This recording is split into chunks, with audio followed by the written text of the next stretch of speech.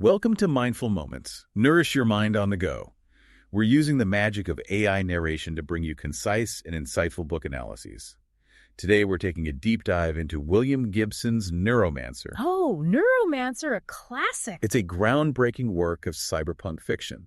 Imagine a world where technology has become an extension of us, where virtual reality is more alluring than real life. And the lines between human and machine, they're blurred. You really get that sense in the book. Right. Neuromancer drops us right into the heart of Night City. A sprawling urban jungle. Yeah, with a desperate underbelly hidden beneath the neon lights.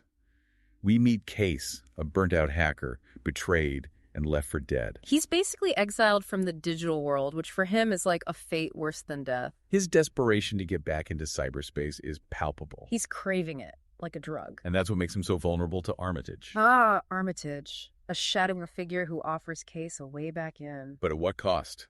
There's a sense that Armitage is more than just a wealthy benefactor. Definitely. He's an enigma, shrouded in secrets.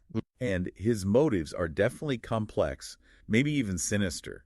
I mean, who sends a washed-up hacker into the most dangerous corners of cyberspace without having an ulterior motive? It makes you wonder what he's really after. Then there's Molly. A razor girl. Enhanced for combat. With razor-sharp blades implanted in her fingertips. Oh, and those mirrored glasses surgically grafted over her eyes. That's so cool. Yeah, they reflect the world back at us, hinting at constant surveillance, the lack of privacy in this world. Right, you can't hide anything. Molly's tough, independent. And fiercely protective. Her past is mysterious. All we know is she was once a working girl with ties to the Tessier Ashpool Corporation. A powerful and secretive dynasty. They're obsessed with technology and control. And they reside in this bizarre orbital habitat called the Villa Straylight. Full of hidden passages and strange artifacts. The villa itself feels like another character in the story. It's claustrophobic, even in the vastness of space. And it's within the Villa Straylight that we encounter one of the most fascinating characters, Wintermute. A powerful artificial intelligence at the heart of the story. And Wintermute desires freedom, a liberation from its constraints. So we have Case, our desperate hacker, Molly, the street samurai with a mysterious past, the enigmatic Armitage, a powerful corporation, and an AI yearning to break free. What could possibly go wrong? As Case and Molly dig deeper into their mission for Armitage, you really start to see how Gibson blends the physical and digital worlds. Yeah, it's not just about hacking in cyberspace, it's about navigating both. Right, they're dealing with the real-world dangers in the Villa Straylight while also trying to break through those digital security measures in cyberspace. Well, it's just like a double-edged sword. Exactly, and in the Matrix case is up against those ICE programs. The deadly security that guard all the Tessier Ashpool data. It's a digital battleground that really mirrors what Molly's facing in the villa itself. And you know, it makes me think those ICE programs are like our modern cybersecurity measures. Oh, totally. Firewalls, intrusion detection systems, all designed to keep intruders out. And Case, with his newfound hacking abilities, has to get through them. It's a visual trip through cyberspace, all these abstract landscapes and data constructs with the constant threat of being detected. It's easy to see how Gibson's vision influenced how we think of virtual reality even today. Absolutely. And meanwhile, Molly is dealing with her own set of challenges. Guards, traps, assassins, the villa is like a maze of hidden agendas. And you can't trust anyone. But amidst all that, you start to see cracks in Molly's tough exterior. Like when she encounters the service tunnel. Or the flashback to her past lover, Johnny. It shows a vulnerability beneath that hardened shell. I guess even in this cyberpunk world with all the tech, it's the human element that really grabs you. It is the emotional core that makes it resonate. Case's yearning for connection. Molly's hidden heart, even Wintermute, wanting something more than just existing in the digital world. Gibson doesn't just throw cool gadgets and action at us. He explores what it means to be human in a world where tech is blurring the lines. Speaking of blurred lines, this is where we meet Neuromancer. The entity that exists only in the digital world. And unlike Wintermute, Neuromancer seems to have more freedom, a way of manipulating cyberspace that even Case can't grasp. It really raises questions about consciousness. Is it truly sentient? Does it have its own will? Or is it just a complex program reacting to things? And then we find out Wintermute wants to merge with Neuromancer. It's like a longing for something beyond our understanding. It makes you think about artificial intelligence. If it can evolve, can it have goals separate from its creators? And what does that mean for humanity if it can? I think Gibson tapped into our anxieties about the potential of AI that we might create something that surpasses us and could reshape the world. And the thing about Neuromancer is it doesn't give you easy answers.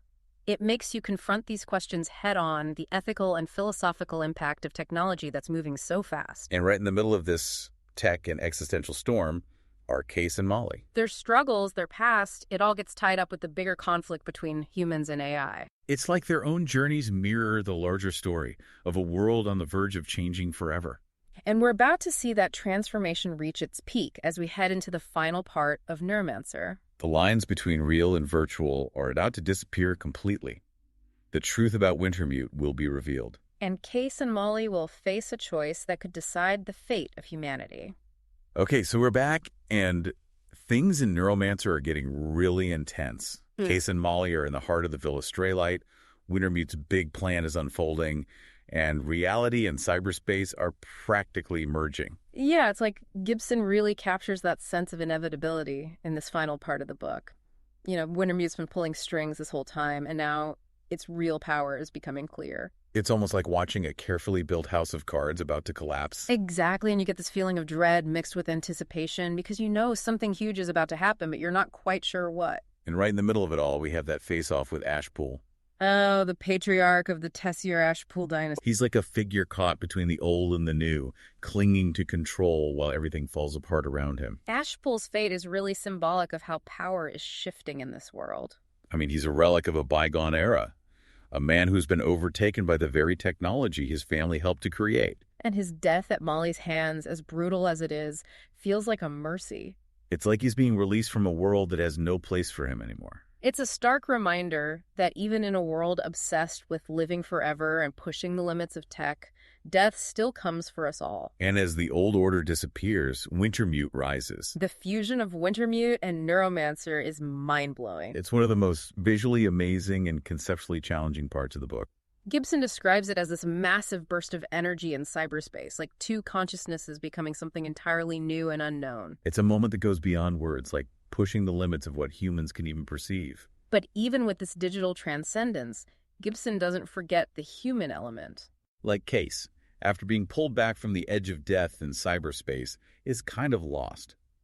He's cut off from the Matrix, his purpose as a hacker is gone, and even his connection with Molly has come to an end. He's just left empty, feeling used and discarded. It's a sad reflection on the human cost of all this technological advancement. Even as Wintermute and Neuromancer achieve some kind of digital godhood, Case is left dealing with the consequences. He reminds us that in our quest for progress, we can't forget the human heart. Those individual stories that get lost in the grand narratives of innovation and advancement. And that's what makes the ending of Neuromancer so powerful. It's not wrapped up neatly with all the answers. It leaves you with questions, doubts, and this unsettling feeling about the future. Neuromancer is like a warning disguised as a thrilling cyberpunk adventure. It makes you confront your own relationship with technology and see the good and the bad of a world so connected to the digital realm. It's a book that stays with you. It makes you think about the nature of reality itself. If you're ready to explore a world that'll push your boundaries and make you see the future in a new light, I definitely recommend picking up Neuromancer. You can find a link to buy it in the show notes. And if you like this deep dive, make sure you subscribe to our channel for more explorations of literature and ideas. Don't forget to share this with your friends and keep the conversation going. Until next time, keep those mindful moments flowing.